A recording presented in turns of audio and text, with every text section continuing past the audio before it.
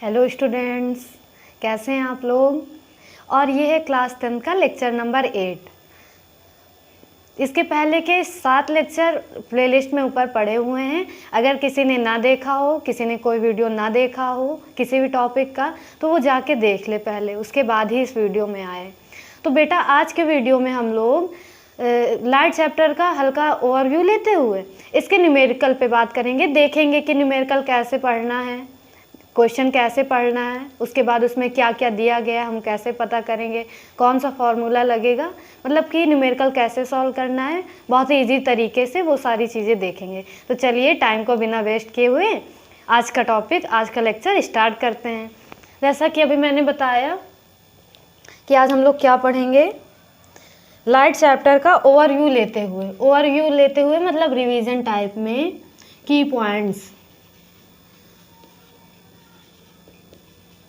हम लोगों ने लाइट में अभी तक क्या क्या पढ़ा है और उनमें से कौन कौन सी चीज़ें न्यूमेरिकल में यूज होती हैं, कौन कौन से टॉपिक, कौन कौन सी डेफिनीशंस, कौन कौन से फार्मूले न्यूमेरिकल में यूज किए जाते हैं, वो अभी हम लोग देखेंगे।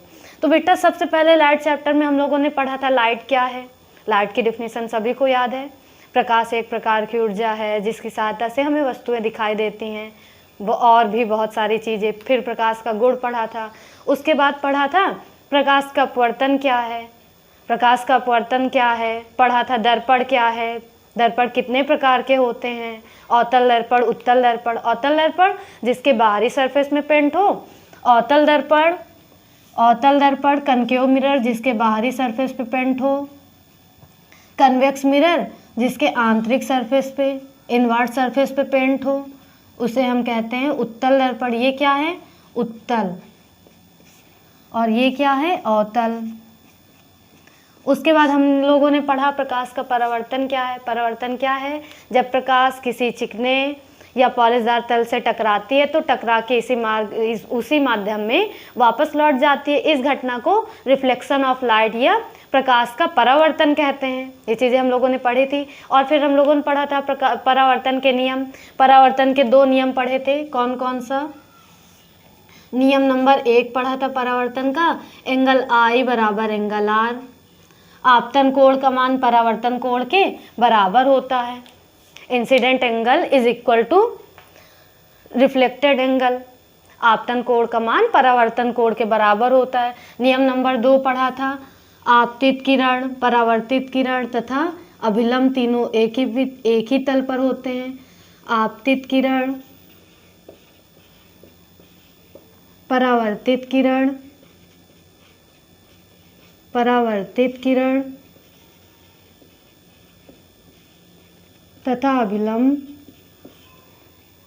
तथा अभिलंब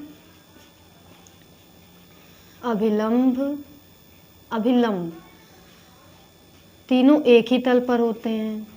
तीनों रेखाएं, तीनों किरणें एक ही तल पर होती हैं, एक ही तल पर होते हैं। ये चीज़ पढ़ी थी हम लोगों ने। फिर हम लोगों ने पढ़ा था प्रकाश का अपवर्तन क्या है।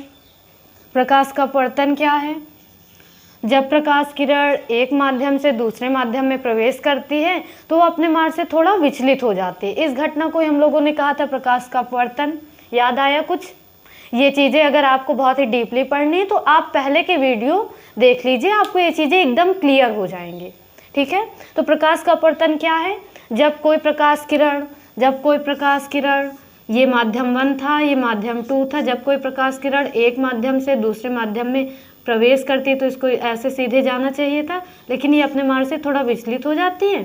इस घटना को प्रकाश का अपवर्तन कहते हैं। और प्रकाश के अपवर्तन के भी 2 नियम पढ़े थे। कौन कौन से नियम पढ़े थे, आपतित किरण, अपवर्तित किरण। अब अपवर्तन पढ़ेंगे तो उसमें अपवर्तित किरण हो जाती है। आपतित किरण, अपवर्तित किरण तथा अभिलंब तीनों एक ही तल पर होते हैं। और हम लोगों ने अपवर्तन का पहला नियम ये पढ़ा था। दूसरा नियम क्या पढ़ा था, आपतन कोण की ज्या को हम लोग क्या बोलते हैं, साइन बोलते हैं। आपतन कोण की ज्या यानी कि साइन आई बटे साइन आर, अपवर्तन कोण की ज्या का अनुपात का रेशियो नियतांक होता है। नियतांक किसे कहते हैं? जिसकी वैल्यू फिक्स हो, का रेशियो फिक्स होता है। Ratio of sine of incident angle and sine of refracted angle is always constant. नियतांक को हम n से इंडिकेट करते हैं और n क्या है? n क्या है? n हमारा n क्या है? n है हमारा अपवर्तनांक। n को क्या बोलते हैं? अपवर्तनांक। ठीक है। और हमने अपवर्तनांक की परिभाषा भी आपको बताई थी। अपवर्तनांक दो प्रकार के होते हैं, एक निरपेक्ष अपवर्तनांक, एक सापेक्ष अपवर्तनांक। तो निरपेक्ष अपवर्तनांक क्या था? निरपेक्ष अपवर्तनांक बराबर वायु में प्रकाश की चाल, वायु में प्रकाश की चाल, वायु में प्रकाश की चाल बटे माध्यम में प्रकाश की चाल, माध्यम में प्रकाश की चाल, वायु में प्रकाश की चाल तथा माध्यम में प्रकाश की चाल को हम क्या कहते हैं?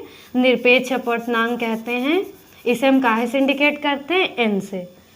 निरपेक्ष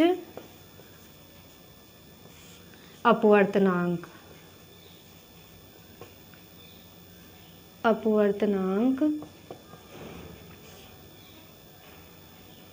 निरपेक्ष अपवर्तनांक n बराबर वायु में प्रकाश की चाल बटे माध्यम में प्रकाश की चाल। वायु में प्रकाश की चाल को हम काहे से इंडिकेट करते हैं? कैपिटल C से, अपान माध्यम में प्रकाश की चाल को हम इंडिकेट करते हैं V से। V क्या है? माध्यम में प्रकाश की चाल है और C क्या है? वायु में प्रकाश की चाल है। और बच्चों आप लोगों को पता है वायु में प्रकाश की चाल कितनी होती है? C बराबर 3 × 10⁸ मीटर प्रति सेकेंड, 3 × 10⁸ मीटर प्रति सेकेंड ये वायु में प्रकाश की चाल होती है। ये हम लोग को पता होना चाहिए। पहले तो ये चीज़ न्यूमेरिकल में खुद ही दी जाएगी और जैसे ना भी दी गई हो तो हमें वायु में प्रकाश की चाल याद रखनी होती है। ये हमारा निरपेक्ष अपवर्तनांक हो गया। निरपेक्ष अपवर्तनांक के बाद हमने पढ़ा था सापेक्ष अपवर्तनांक, पढ़ा था सापेक्ष अपवर्तनांक। सापेक्ष अपवर्तनांक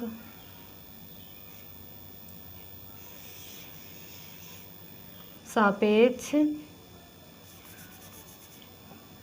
अपवर्तनांक सापेक्ष अपवर्तनांक को भी n से इंडिकेट करते हैं।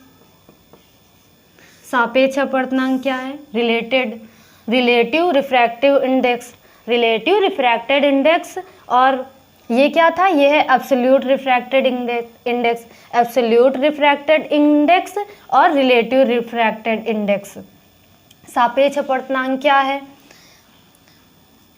सापेक्ष अपवर्तनांक n बराबर पहले माध्यम में प्रकाश की चाल,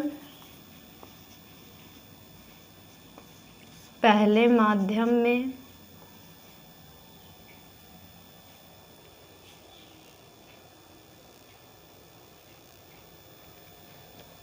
सापेक्ष अपवर्तनांक क्या है बेटा? पहले माध्यम में प्रकाश की चाल, पहले माध्यम में प्रकाश की चाल। अच्छा, प्रकाश की चाल का क्या मतलब है ये समझ में आ रहा है आप लोगों को? माध्यम में प्रकाश की चाल, वायु में प्रकाश की चाल, इसका मतलब समझ में आ रहा है? देखो, प्रकाश की चाल का मतलब लाइट किस स्पीड से आ रही है, लाइट किस स्पीड से आ रही है। जैसे कार की स्पीड होती है, गाड़ी की स्पीड होती है 100 किलोमीटर प्रति घंटा, लोग लड़के बाइक चलाते हैं बहुत ही तेज स्पीड से, तो उसी तरह लाइट की भी अपनी स्पीड होती है। लाइट की स्पीड सबसे तेज होती है। लाइट की स्पीड कितनी है? 3 × 10⁸ मीटर प्रति सेकेंड। इतने मीटर ये 1 सेकेंड में चली जाती है। तो वायु में प्रकाश की चाल इतनी होती है। और प्रकाश की चाल के बारे में हमने आपको बताया कि प्रकाश की चाल भिन्न भिन्न माध्यम में भिन्न भिन्न होती है। यानी कि वायु में प्रकाश की चाल कितनी होगी? 3 × 10⁸। लेकिन अगर प्रकाश किरण जल में जाए, समुद्र में जाए या किसी भी प्रकार के जल में जाए तो वहाँ पे उसकी प्रकाश की चाल बदल जाती है। तो और जल में बदल जाएगी, कांच में गई तो कांच में भी बदल जाएगी। यानी कि जैसे ही मीडियम चेंज हो जाता है, माध्यम जैसे ही चेंज हो जाता है वैसे ही प्रकाश की चाल भी बदल जाती है। तो निरपेक्ष अपवर्तनांक हमने पढ़ा वायु में प्रकाश की चाल तथा माध्यम प्रकाश की चाल के अनुपात को कहते हैं। और सापेक्ष अपवर्तनांक क्या है? पहले माध्यम में प्रकाश की चाल बटे दूसरे माध्यम में प्रकाश की चाल। दूसरे माध्यम में प्रकाश की चाल। ये सारी चीज़ें बहुत ही डीपली वीडियो लेक्चर में पहले बता दी गई हैं ऊपर वाले में, जिसको देखना हो वो देख सकता है। दूसरे माध्यम में प्रकाश की चाल।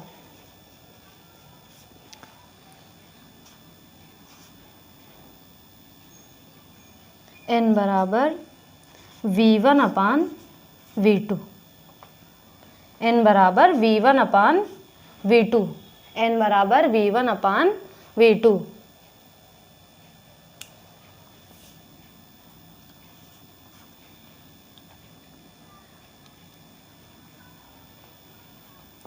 n बराबर v1 अपान v2। ये हमारा अपवर्तनांक की बात हो गई। अपवर्तनांक हो गया। उसके बाद हम लोगों ने क्या पढ़ा? प्रकाश का अपवर्तन पढ़ लिया, परावर्तन पढ़ लिया। फिर हम लोगों ने मिरर फार्मूला पढ़ा। मिरर फार्मूला बताइए क्या होता है? बताइए मिरर फार्मूला क्या होता है? मिरर फार्मूला दर्पण ये चौथा नंबर है हमारा। पहला नंबर, दूसरा नंबर, तीसरा नंबर, चौथा हो गया। तो ये कौन सा नंबर होगा? पांचवा नंबर। पांचवा की पॉइंट क्या है? दर्पण सूत्र या मिरर फार्मूला। मिरर फार्मूला बताइए क्या होता है? 1/f is equal to 1/v plus 1/u। f क्या है? f फोकस दूरी है। f क्या है? फोकस दूरी। ठीक है। v क्या है? v प्रतिबिंब की दूरी। प्रतिबिंब, v प्रतिबिंब की दूरी। और u क्या है? u वस्तु की दूरी। बताया था वायु वस्तु की दूरी। वायु यू मतलब वस्तु की दूरी। बच्चे u और v में बहुत कंफ्यूज होते हैं। प्रतिबिंब की दूरी क्या है? v और वस्तु की दूरी क्या है? u। वस्तु की दूरी u। 1/f बराबर 1/v प्लस 1/u।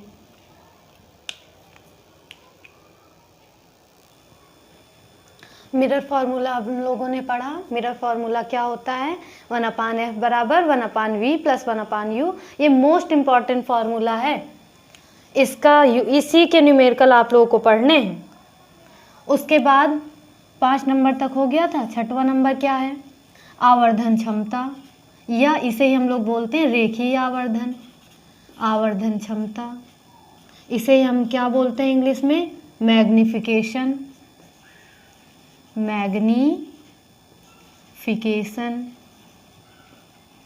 आवर्धन क्षमता को काहे से इंडिकेट करते हैं?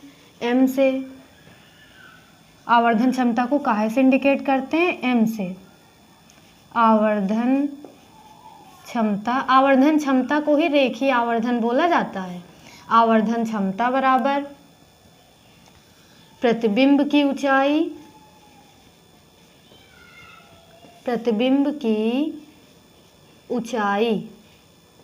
बटे वस्तु की ऊंचाई। ऊंचाई कहें या लंबाई कहें। ऊंचाई कहें या लंबाई कहें। प्रतिबिंब की ऊंचाई और वस्तु, यानी ये जैसे ये कोई वस्तु है हमारी, यानी इसकी ऊंचाई ये कितना है? इसकी ऊंचाई ये कितना है? और ये वस्तु है, इसके बाद इसका इमेज बना। तो जो पहले वस्तु की ऊंचाई थी, मान लो ये 4 सेंटीमीटर है, ये 4 सेंटीमीटर है, तो 4 सेंटीमीटर वस्तु का कितना ऊंचा प्रतिबिंब बना? मान लो प्रतिबिंब बना 2 सेंटीमीटर। तो इन दोनों का अनुपात ही आवर्धन क्षमता कहलाती है। यानी प्रतिबिंब, वस्तु की ऊंचाई और प्रतिबिंब की ऊंचाई, प्रतिबिंब की ऊंचाई तथा वस्तु की ऊंचाई के अनुपात को क्या कहते हैं? आवर्धन क्षमता कहते हैं। m बराबर I/O। I क्या है? I मतलब इमेज और O मतलब ऑब्जेक्ट। m बराबर i अपान o का क्या मतलब है, i है हमारा इमेज और o है क्या है, ऑब्जेक्ट। इसी को आवर्धन क्षमता का दूसरा फॉर्मूला होता है, प्रतिबिंब की दूरी माइनस, फॉर्मूला क्या होता है, माइनस प्रतिबिंब की दूरी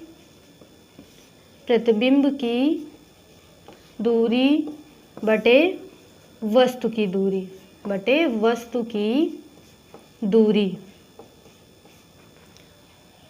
m बराबर माइनस का v अपान u। जब हम दूरी के फॉर्म, दूरी और लंबाई में एक अंतर समझ लीजिए। जैसे मार्कर को हम कहें, मार्कर कितना लंबा है, 4 सेंटीमीटर। मार्कर आपसे कितना दूर है, पता नहीं कितना दूर है, आप कहाँ बैठे हैं। या मार्कर हमसे कितना दूर है, मार्कर हमसे इतना दूर है। अब हम और दूरी बढ़ा दें, तो दूरी तो चेंज होगी। दूरी किसी ऑब्जेक्ट से देखी जाएगी, मतलब दूरी हम किसी बिंदु से देखें, जैसे मार्कर बोर्ड से मार्कर की दूरी देखें तो इतनी, और दूरी बढ़ा दें, दूरी को हम बढ़ा सकते हैं, लेकिन इसकी लंबाई नहीं बढ़ा सकते ना। लंबाई तो वस्तु की जितनी रहेगी उतनी ही रहेगी। तो जब हम लंबाई के फॉर्मेट में लिखते हैं m बराबर i अपान o, तो इसमें माइनस नहीं होता है। जब हम दूरी के फॉर्मेट में लिखते हैं m बराबर माइनस v अपान u, तब माइनस चिन्ह होता है। ये चीज़ हमको दिमाग में याद रखनी है। क्या याद रखना है, जब दूरी के फॉर्म में लिखेंगे v अपान u, v क्या है, प्रतिबिंब की दूरी, u क्या है, वस्तु की दूरी। अभी हमने दर्पण फॉर्मूले में आपको बताया। तो m बराबर माइनस v अपान u और m बराबर i अपान o। ये हमारी बात हो गई आवर्धन क्षमता की। आवर्धन क्षमता पढ़ लिया आपने, मिरर फॉर्मूला पढ़ लिया और अपवर्तनांक भी पढ़ लिया। अपवर्तनांक पढ़ा, निरपेक्ष अपवर्तनांक, सापेक्ष अपवर्तनांक। तो देखिए अपवर्तनांक में एक चीज़ और होती है, अपवर्तनांक में एक चीज़ और क्या होती है, जैसे हम लिखते हैं n/1, यानी कि दूसरे माध्यम का अपवर्तनांक पहले माध्यम के सापेक्ष, तो इसको हम लिखते हैं n1/n2। इसको क्या लिखेंगे, देखिए जो बाद में होता है उसको हम ऊपर लिखते हैं, जो पहले होता है उसको बाद में, जो मतलब पीछे होता है उसको पहले ऊपर लिखते हैं, जो बाद में होता है उसको नीचे। तो दूसरे माध्यम का अपवर्तनांक पहले माध्यम के सापेक्ष, माध्यम की बात समझ में नहीं आई। जैसे हमने दो माध्यम लिया, वायु और कांच, तो हम कहें यहाँ पे कांच हमारा पहला माध्यम है और वायु हमारा दूसरा माध्यम है। तो हम कहें दूसरे माध्यम का अपवर्तनांक पहले माध्यम के सापेक्ष, यानी वायु का अपवर्तनांक कांच के सापेक्ष, तो n1/n2। अब इसी बात को अगर हम कहें पहले माध्यम का अपवर्तनांक दूसरे माध्यम के सापेक्ष, तो इसे हम कहेंगे n2/n1। पहले माध्यम का अपवर्तनांक दूसरे माध्यम के सापेक्ष, तो n2/n1। जो इधर बाद में होता है उसको ऊपर लिखते हैं, ये वाला पहले लिखा जाता है। अपवर्तनांक में इतनी बात और याद रखनी है। मिरर फॉर्मूला पढ़ लिया, आवर्धन क्षमता पढ़ लिया और अपवर्तनांक की बात भी देख ली। तीसरी एक चीज़ बचती है, फोकस दूरी और वक्रता त्रिज्या में संबंध। फोकस दूरी और वक्रता त्रिज्या में संबंध, फोकस दूरी व वक्रता त्रिज्या, focal length and radius of curvature, वक्रता त्रिज्या। क्या संबंध होता है, वक्रता त्रिज्या को काहे से इंडिकेट करते हैं, r से, फोकस दूरी को f से। फॉर्मूला पढ़ा था आपने, f बराबर r/2 पढ़ा था। फोकस दूरी बराबर वक्रता त्रिज्या बटे 2। वक्रता त्रिज्या फोकस दूरी की आधी होती है। वक्रता त्रिज्या फोकस दूरी वक्रता त्रिज्या की आधी होती, यही गलती करते हैं बच्चे। फोकस दूरी वक्रता त्रिज्या की आधी होती है, f बराबर r/2। अगर इसे ही हमें r के फॉर्म में फॉर्मूला बनाना हो तो क्या बनेगा, ये इधर 2 अपान में इधर काहे में आएगा, मल्टीप्लाई में, तो r बराबर 2 × f। r बराबर 2f कहें या f बराबर r/2 कहें, f बराबर r/2 कहें। फोकस दूरी वक्रता त्रिज्या की आधी होती है। ये फॉर्मूला हमारा ऑब्जेक्टिव क्वेश्चन में भी पूछ लिया जाता है, फोकस दूरी और वक्रता त्रिज्या में संबंध बताइए। तो या ये दिया हो तो ये भी सही है, ये दिया हो तो ये भी सही है। कभी कभी दे देता है r बराबर f/2, जो कि पूर्णतया गलत है, गलत है ये। या दे देगा f बराबर 2r, ये भी गलत है, केवल कंफ्यूज करने के लिए। तो ये चीज़ हमको एकदम माइंड में क्लियर रखनी है, f बराबर r/2 होता है और r बराबर 2 है। एक हमको याद रख लेना, फोकस दूरी वक्रता त्रिज्या की आधी होती है। इसी को चेंज करके हम दूसरा भी निकाल लेंगे, पक्षांतर करके हम दूसरा भी निकाल लेंगे। तो चलिए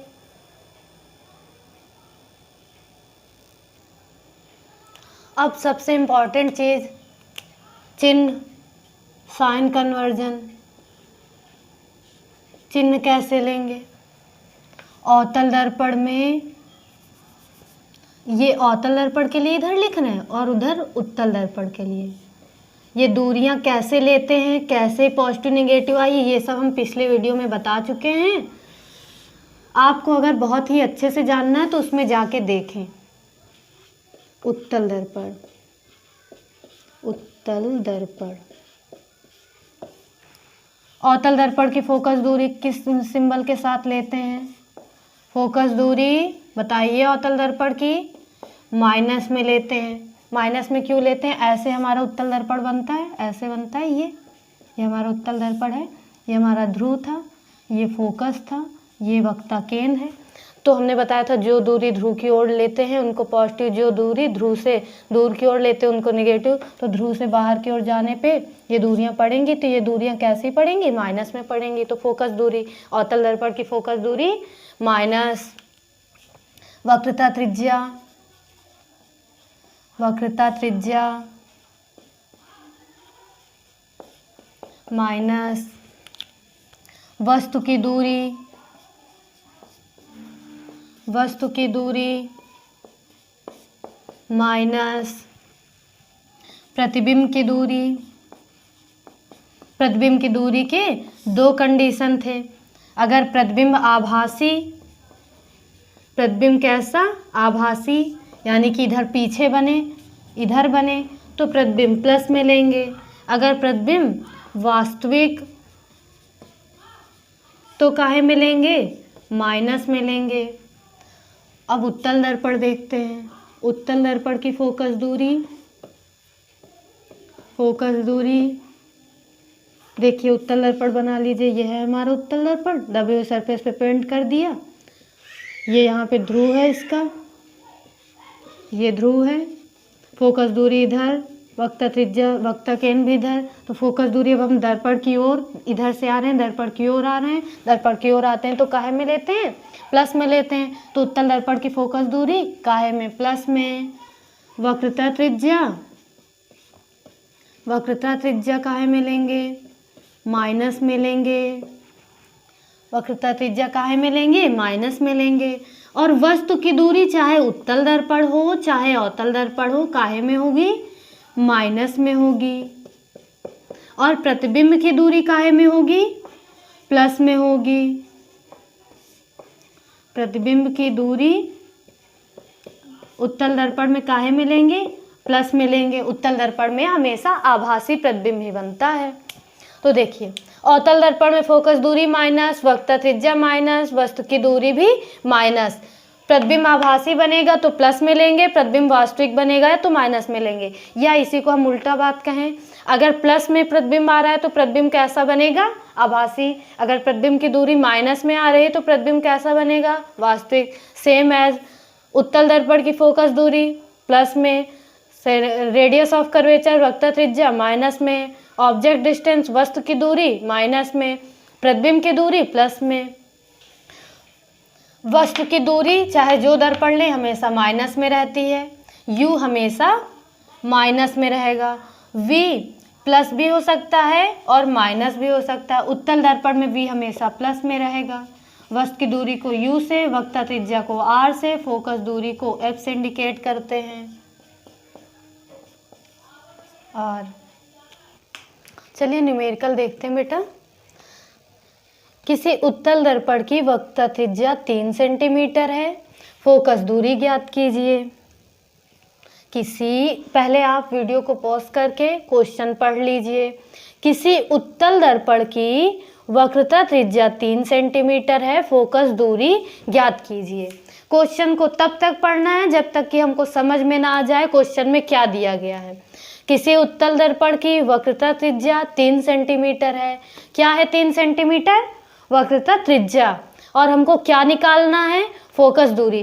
कोई भी क्वेश्चन हो सबसे पहले उसको पढ़ के उसमें देखना है हमको क्या गिवन है, क्या दिया गया है, उसके बाद क्या फाइंड करना है, क्या फाइंड करना है। तो इसमें क्या दिया गया है?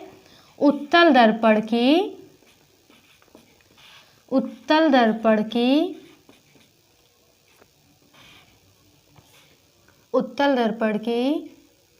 वक्रता त्रिज्या, उत्तल दर्पण की वक्रता त्रिज्या यानी कि r दी गई है। और कितनी दी गई है? उत्तल दर्पण की वक्रता त्रिज्या r बराबर कितना दिया है? 3 सेंटीमीटर। और अभी मैंने आपको बताया कि उत्तल दर्पण की वक्रता त्रिज्या किस चिन्ह के साथ लेते हैं? प्लस चिन्ह के साथ लेते हैं। यानी कि उत्तल दर्पण की वक्रता त्रिज्या कितनी है? प्लस 3 सेंटीमीटर है। और हमको क्या निकालना है? निकालना है फोकस दूरी। फोकस दूरी क्वेश्चन मार्क यानी F हमको निकालना है। तो सबसे पहले क्या करना है? हमको देखना है क्वेश्चन में क्या दिया गया है वो लिख लेना है। फिर क्वेश्चन में क्या पूछा है वो लिख लेना है। 2 काम हमको सबसे पहले कर लेना है क्वेश्चन को देखते ही। उसके बाद हमको दिमाग लगाना है कि क्या कोई ऐसा फॉर्मूला है जिसमें वक्रता त्रिज्या और फोकस दूरी दोनों यूज हों। हमको क्या दिमाग लगाना है कि क्या कोई ऐसा फॉर्मूला है जिसमें वक्रता त्रिज्या और फोकस दूरी दोनों यूज हो। तो अब आपने पढ़ा, क्या पढ़ा? फोकस दूरी वक्रता त्रिज्या की आधी होती है। आपने फॉर्मूला पढ़ा फोकस दूरी बराबर वक्रता त्रिज्या बटे 2। या इसे हम सिंबल के फॉर्म में भी लिख सकते हैं F बराबर r/2। लेकिन बच्चों आप सिंबल के फॉर्म में ना लिखें, आप ऐसे ही लिखें ताकि आपको फॉर्मूले जल्दी से लर्न हो जाएं। तो F बराबर एक बार फॉर्मूला अच्छे से लिखें, उसके बाद आप सिंबल के रूप में लिख रहे हैं तो कोई दिक्कत की बात नहीं है। F बराबर r की वैल्यू कितनी दी है? प्लस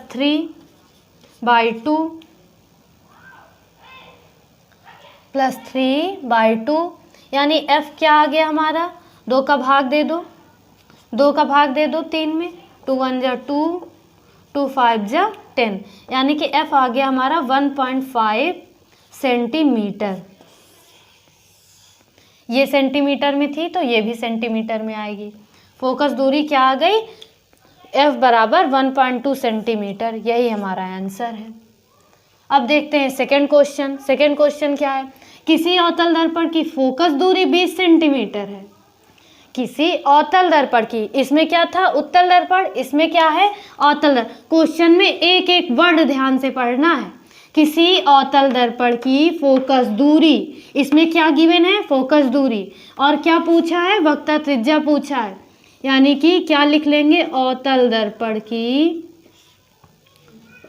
दर्पण की कनकेव मिरर की फोकल लेंथ, कनकेव मिरर की फोकस दूरी F बराबर कितना है? 20 सेंटीमीटर। और अभी मैंने आपको क्या बताया? अवतल दर्पण की फोकस दूरी किस सिंबल के साथ लेते हैं? बताइए। माइनस के साथ। तो अवतल दर्पण की फोकस दूरी क्या आएगी? -20। क्वेश्चन में आपको सिंबल नहीं दिया जाएगा, सिंबल अपने मन से लेना है। अपने मन से कैसे लेना है आपको पीछे बताया गया है। तो F बराबर -20 सेंटीमीटर। और हमको क्या निकालना है? वक्रता त्रिज्या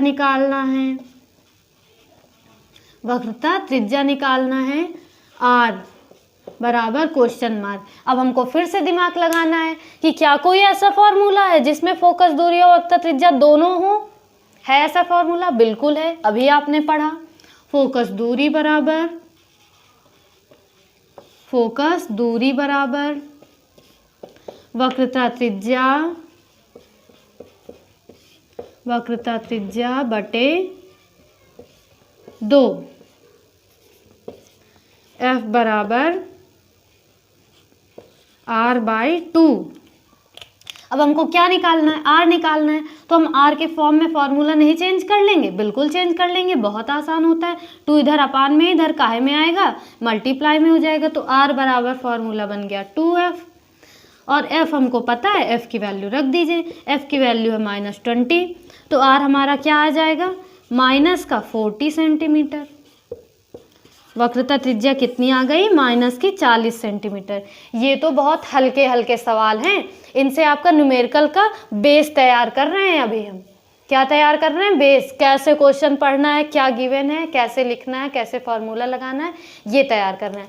ऐसे क्वेश्चन आपसे ऑब्जेक्टिव को फॉर्मेट में पूछे जाएंगे। फोकस दूरी दिया, अवतल दर्पण दिया गया, 4-5 ऑप्शन दे दिए, आपको ये फॉर्मूला याद है तो आप कर लेंगे, नहीं तो नहीं कर पाएंगे। ठीक है,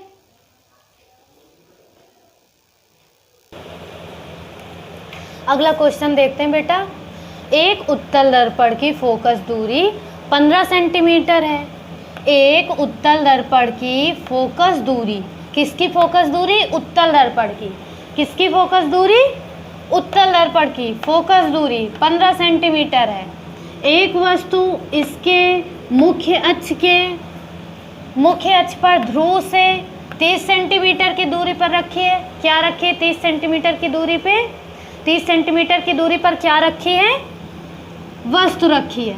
यानी 30 सेंटीमीटर क्या है? वस्तु की दूरी है। वस्तु के प्रतिबिंब की स्थिति ज्ञात कीजिए तथा किरण आरेख बनाइए। वस्तु के प्रतिबिंब की स्थिति, यानी पहले प्रतिबिंब की दूरी निकालेंगे, तभी हमको प्रतिबिंब की स्थिति पता चलेगी, और साथ में इसका किरण आरेख भी बनाना है, चित्र भी बनाना है। तो चलिए देखते हैं। तो चलिए देखते हैं, लिख लेते हैं क्या क्या दिया है। फोकस दूरी कितनी है? फोकस दूरी कितनी है? फोकस दूरी F बराबर 15 सेंटीमीटर। अब आप हमको ये बताइए, उत्तल दर्पण है तो इसकी फोकस दूरी कैसे लेंगे? प्लस में लेंगे कि माइनस में लेंगे? सबसे पहले हमने प्रश्न पढ़ा। अगर एक बार प्रश्न पढ़ के आपको समझ में नहीं आ रहा है तो उसमें बिल्कुल भी परेशान होने की ज़रूरत नहीं है। दोबारा प्रश्न पढ़ें, तीसरी बार पढ़ें, चौथी बार पढ़ें। जब आप 4-5 बार प्रश्न पढ़ेंगे तो ऐसा तो नहीं है कि आपको कुछ भी समझ में ना आए। ऐसा है क्या?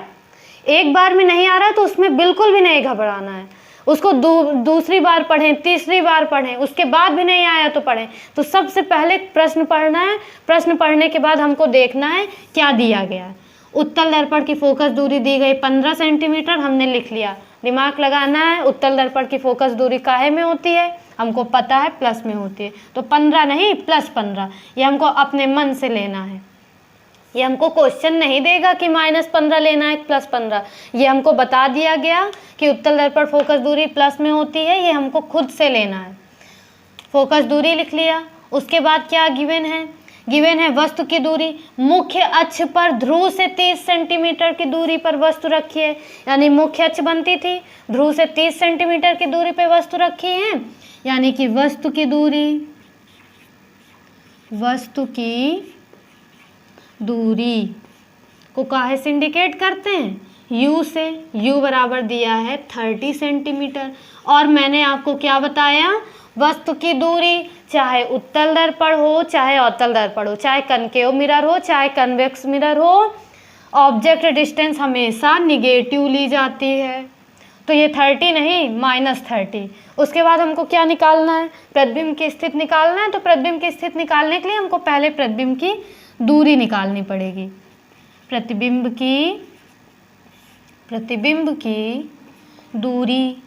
की दूरी को काहे से इंडिकेट करते हैं? V से इंडिकेट करते हैं। V बराबर क्वेश्चन मार्क। अब देखो हमको क्या क्या गिवन है। हमको फोकस दूरी गिवन है, F गिवन है, U गिवन है, क्या निकालना है? V। क्या क्या दिया है, क्या निकालना है, ये हमने लिख लिया। इसके बाद हमको दिमाग लगाना है कि क्या कोई ऐसा फॉर्मूला है जिसमें F, U और V तीनों चीज़ हों? जी हाँ, बिल्कुल भी है। मिरर फार्मूला अभी आप लोगों ने पढ़ा। मिरर फार्मूला क्या होता है? मिरर फार्मूला बच्चे को याद हो गया होगा। अब 1/f बराबर 1/v प्लस 1/u। ठीक है, हमको क्या निकालना है? v निकालना है। तो v के फॉर्मेट में हम फार्मूला चेंज कर लें। ये 1/u इधर काहे में? प्लस में है, तो अगर इक्वल के इधर लाएंगे तो काहे में आएगा? माइनस में आएगा। चिन्ह बदल जाते हैं ना, प्लस की चीज़ बराबर की इधर आती है या इधर जाती है तो माइनस में, माइनस की संख्या हो तो प्लस में आती है, कोई संख्या गुणे में हो तो बराबर की इधर बटे में आएगी, बटे में है तो गुणे में आएगी, बटे का मतलब भाग में, डिवाइड में। 1/v बराबर 1/f, 1/v बराबर 1/f, ये प्लस में था, इधर काहे में आएगा? माइनस में 1/u। यानी फार्मूला चेंज हो गया, क्या बन गया? 1/v बराबर 1/f minus 1/u। 1/f plus में था, वो इधर भी प्लस में है, 1/u इधर प्लस में था, इधर माइनस में आएगा, तो माइनस में हमने लिख दिया। अब उसके बाद हमको वैल्यू पुट करनी है। मैक्सिमम बच्चे गलती कहाँ करते हैं? इस स्टेप में, जब फार्मूला चेंज करना होता है। हम देख लेते हैं जो हमको निकालना है उसके फॉर्मेट में, उसके पदों में हम सूत्र बदल लेते हैं। यानी 1/v निकालना था, 1/v नहीं v निकालना था, तो हमने v के पदों में फार्मूला चेंज कर लिया। ये प्लस में था, इधर माइनस में आया। ये गलती यहाँ पे प्लस माइनस की अधिकतर बच्चे करते हैं। उसके बाद दूसरी गलती क्या होती है? ये वैल्यू रख के सॉल्व करने पे, वैल्यू रखो 1/15, ये प्लस में था, प्लस में लिख दिया, बीच में माइनस लगा है, माइनस लगा दिया। 1/u की वैल्यू कितनी है? 30 नहीं, -30। इनको भी ब्रैकेट में, ब्रैकेट क्यों लगा रहे हैं? क्योंकि इनके चिन्ह चेंज है, ये प्लस में है, ये माइनस में, इस वजह से हम ब्रैकेट लगा रहे हैं। अब देखिए 1/15 तो ये रहेगा ही रहेगा, और ये माइनस क्या हो जाएगा? माइनस माइनस का गुणा होता है तो क्या होता है? माइनस माइनस का गुणा होता है तो क्या होता है? प्लस हो जाता है। 1/30 प्लस हो गया। यानी इसको इधर हम देख लेते हैं। 1/v बराबर 1/15 प्लस 30। 15 और 30 का एलसीएम क्या आएगा? अब इनको ये भिन्न के रूप में आ गए। भिन्नों का जोड़ घटाना आपको आता है? आता है कि नहीं आता है? आना चाहिए। कैसे करते हैं? एलसीएम ले लेते हैं। भिन्नों जोड़ घटाने के दो मेथड होते हैं, एक तो एलसीएम वाला, दूसरा मल्टीप्लाई वाला। मल्टीप्लाई वाला क्या? इन दोनों का सीधा सीधा गुणा करा दें, उसके बाद इनका तिर्यक गुणा करा दें। चलिए यही आसान वाला करके आपको दिखा रहे हैं। 15 और 30 का सीधा सीधा गुणा करा दिए, 15 गुणे 30, 30 का इधर और 15 का इधर गुणा कराया, 30 का एक में गुणा कराया आया 30, प्लस 15 का इधर गुणा कराया आया 15। इन दोनों को जोड़ दिया, 5 3 1 4 बटे 15 गुणे 30। इनको डिवाइड करा दो, 5 3 15, 5 9 45, 3 3 जा 9, 3 1 जा 3। यानी कि 1/v बराबर क्या आ गया? 1/10। 1/v बराबर क्या आ गया? 1/10 आ गया। 1/10 हमने लिख दिया। ये तो 1/v की वैल्यू आई है। ये काहे की वैल्यू आई है? 1/v की। हमको काहे की वैल्यू चाहिए? v की चाहिए। तो इनका साइड क्रॉस मल्टीप्लिकेशन करा दिया, v का इधर 10 का इधर, v का 1 में कराया आया v, 10 का 1 में कराया आया 10। तो v की वैल्यू क्या आ गई? 10 सेंटीमीटर। या इसी को हम कहें कि 1/v की जो वैल्यू होती है v निकालने के लिए उसका अपोजिट कर देते। 1/v की 1/10 है तो v की हो जाएगी 10/1। 10/1 का मतलब 10। v हमने निकाल लिया, v कितना आया? प्लस का 10 सेंटीमीटर। अब देखिए प्लस का आया है v, यानी कि इमेज कैसी बनेगी? वर्चुअल बनेगी, आभासी बनेगी। और कहा है इसका किरण आरेख भी बनाइए, तो अब इसका हम किरण आरेख बनाएंगे। किरण आरेख बनाएंगे। चलिए किरण आरेख इधर देखते हैं। उत्तल दर्पण कहा है तो हमने उत्तल दर्पण बना दिया। ये हमारी प्रिंसिपल एक्सिस चली गई, ये यहाँ पे पोल हो गया, पोल हो गया। पहली बात तो अभी हमने इसमें पेंट नहीं किया, तो सबसे पहले हम इसमें पेंट करेंगे। पेंट कर दिया। कन्वेक्स मिरर में पेंट कहाँ होता है? इनवर्ट सरफेस में पेंट होता है, पेंट कर दिया। अब हम देखेंगे फोकस दूरी कितनी है? 15 सेंटीमीटर। फोकस दूरी कितनी है? 15 सेंटीमीटर। यहाँ पे हमको दिखाना भी है 15 सेंटीमीटर। वक्रता त्रिज्या कितनी आ जाएगी? ये 15 है तो ये पूरी हो जाएगी 30। वक्रता त्रिज्या कितनी हो जाएगी? 30 सेंटीमीटर। वस्तु की दूरी कितनी है? -30 सेंटीमीटर। माइनस का मतलब वस्तु इधर रखी जाएगी यहाँ पे, यानी वस्तु रखी हुई है AB, और वस्तु की दूरी कितनी है ध्रुव से, पोल से ऑब्जेक्ट की डिस्टेंस कितनी है?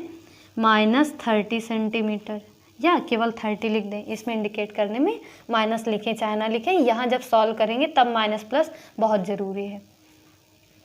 अब इससे लाइट रे जाएगी, जो लाइट रे पैरेलल जाती है यहाँ से टकराई और इधर की ओर चली गई। जो लाइट रे पैरेलल जाती है वो कहाँ से जाएगी? अब ये जो परावर्तित किरण है इसको हम पीछे की ओर बढ़ा देंगे ऐसे डॉट डॉट डॉट, तो ये कहाँ कट की? फोकस पे। कहाँ कट की? फोकस पे।